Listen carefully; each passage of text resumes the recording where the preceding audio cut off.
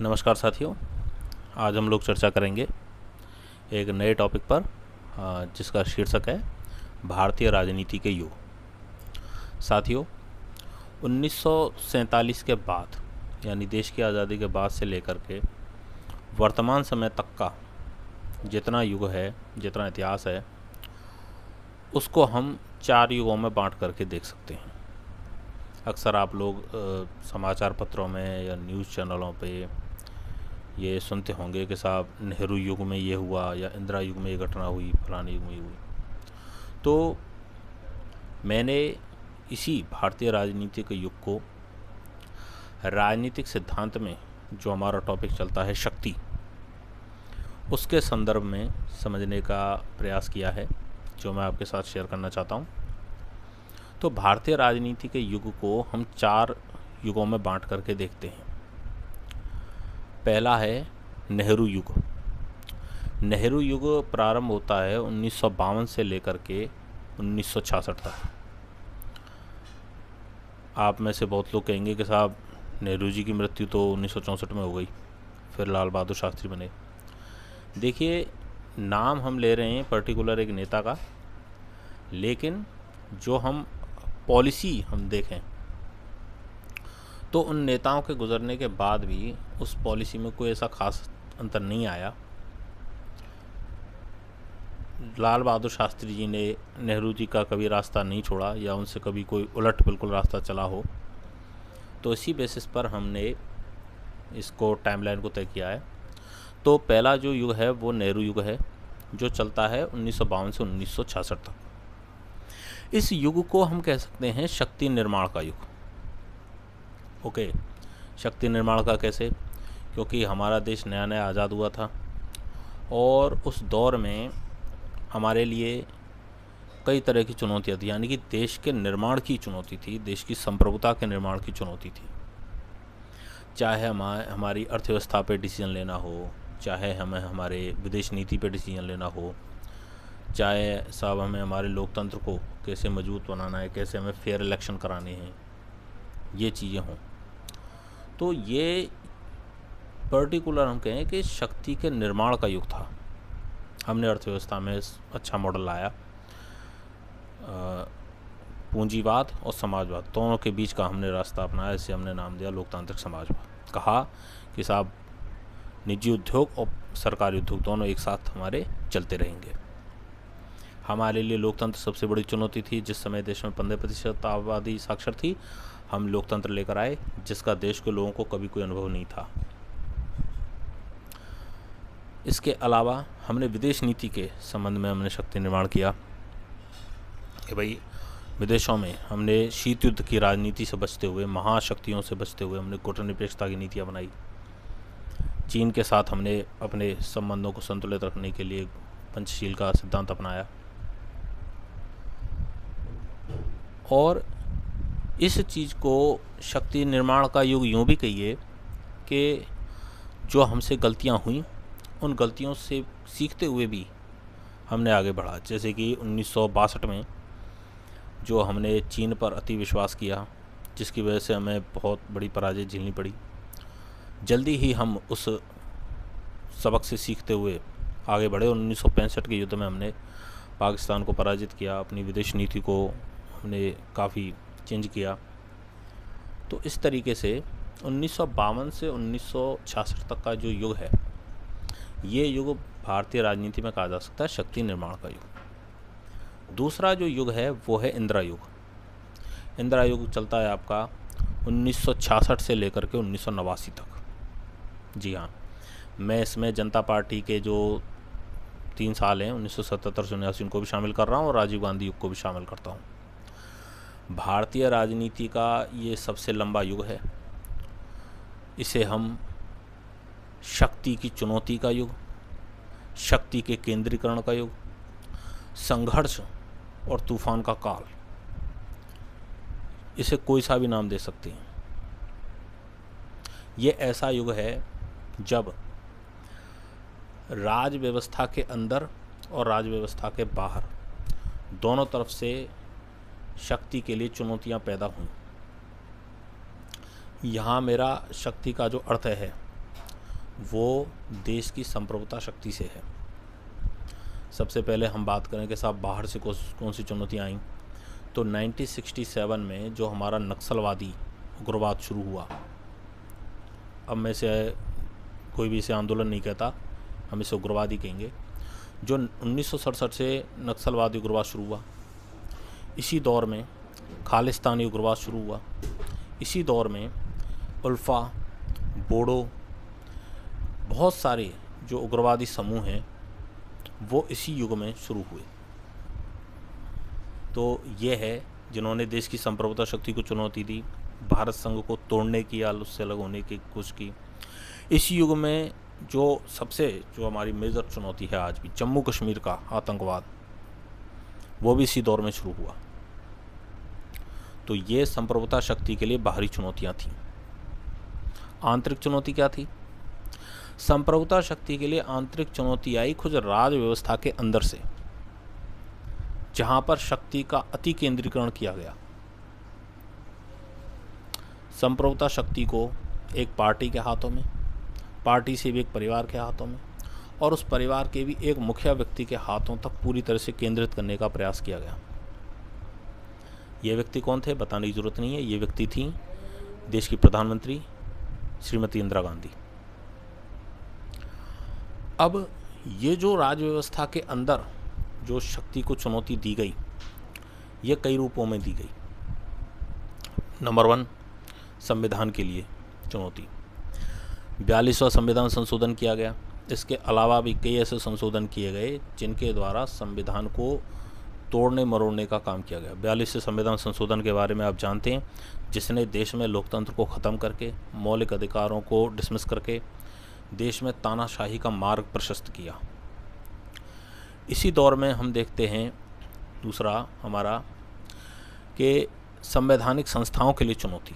संविधान के लिए चुनौती। अब दूसरा जो पॉइंट है वो है संवैधानिक संस्थाओं के लिए चुनौती, और स्पष्ट मैं इसमें कहूँ कि न्यायपालिका के लिए चुनौती।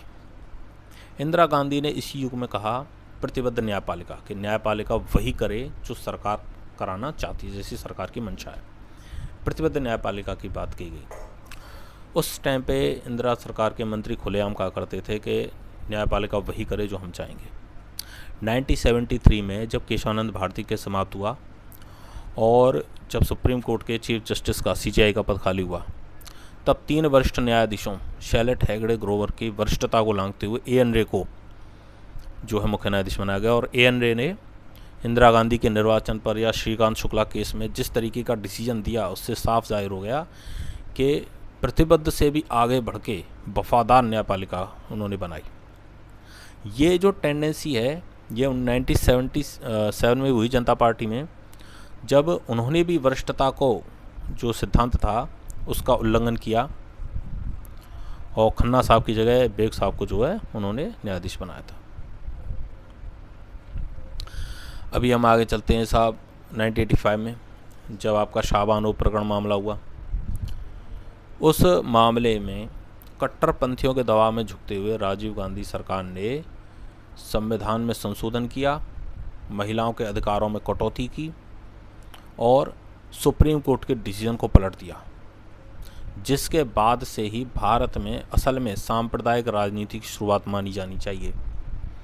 क्योंकि RSS तो 1925 में भी थी, जनसंघ 1952 में भी था, BJP 1980 में भी बन गई थी, तब सांप्रदायिक इतना बड़ा इशू नहीं था। शाहबानो प्रकरण के बाद वाकई में इस बात को बल मिला कि सरकार तुष्टीकरण की राजनीति कर रही है और यहीं से सांप्रदायिकता की शुरुआत मान सकते हैं।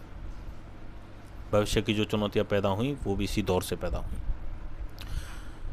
तीसरी जो चुनौती है वो है संघवाद के लिए चुनौती। नेहरू युग अलग था। नेहरू युग में काफ़ी कुछ फेयर था कि राज्यों की अपनी सरकारें थीं। जो ढांचा था कांग्रेस का, वो ढांचा ऐसा नहीं था जो नियंत्रणवादी हो।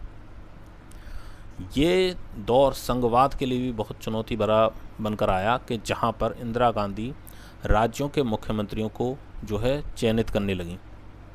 कहते हैं कि भाई लोकतंत्र है, जनता का शासन है, राज्य सरकार का मुखिया जनता चुनेगी, ऐसा नहीं था।